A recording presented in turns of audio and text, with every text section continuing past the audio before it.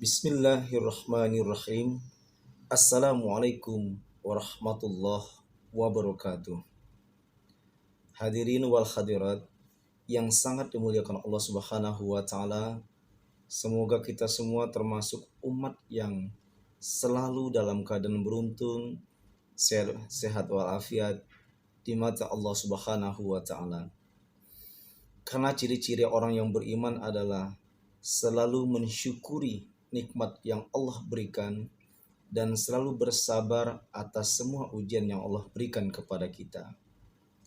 Karena segala sesuatu ada yang Allah tangguhkan, Allah tunda terdahulu, tetapi kadang-kadang manusia itu tidak menyadarinya akan keberhasilan itu diraih pada suatu hari indah pada waktunya. Nah, disitulah Allah itu akan mengabulkan doa kita, Allah akan mengistimewakan bagi orang-orang yang sabar. Innallaha ma'as-sabirin, sesungguhnya Allah beserta orang-orang yang sabar. Termasuk sahabat kita Mbak Paula, orang-orang yang tergolong orang yang sangat sabar di hadapan Allah Subhanahu wa taala.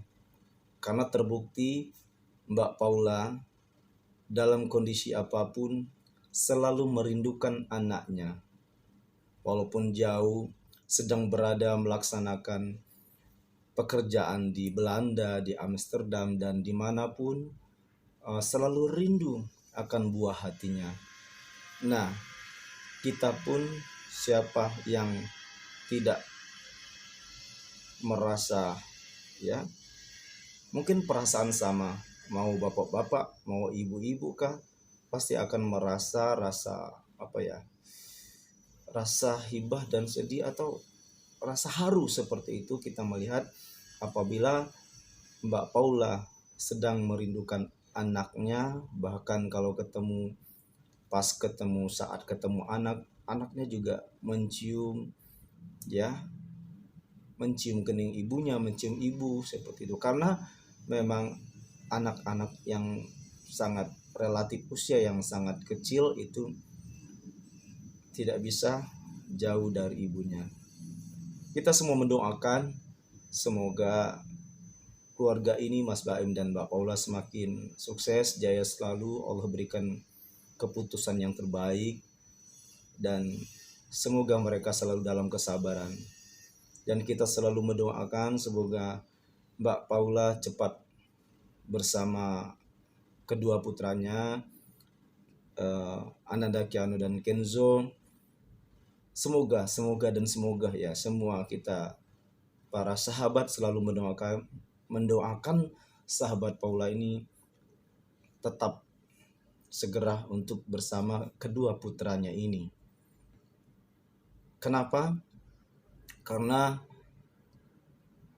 tidak ada orang yang ingin melihat seorang ibu yaitu berjauhan dari bayinya atau dari balitanya.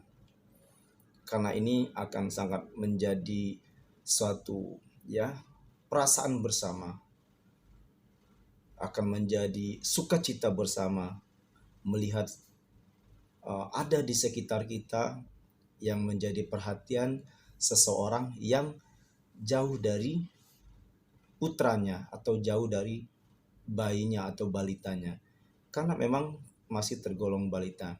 Nah, sehingga Mbak Paula ini termasuk orang-orang yang sabar, orang-orang yang benar tawaduk di hadapan Allah Subhanahu wa taala, bisa mengkondisikan walaupun kondisi yang ada begitu sangat kondisi yang ada yang membuat keadaan seperti ini, tetapi beliau benar-benar merindukan kedua putranya. Semoga kedua putranya ini cepat bersama ibunya, bersama Mbak Paula, dan orang-orang di sekitarnya dapat mengikhlaskan, dapat benar-benar memahami bahwa kita sangat memahami bahwa seorang balita itu tidak bisa jauh dari ibunya.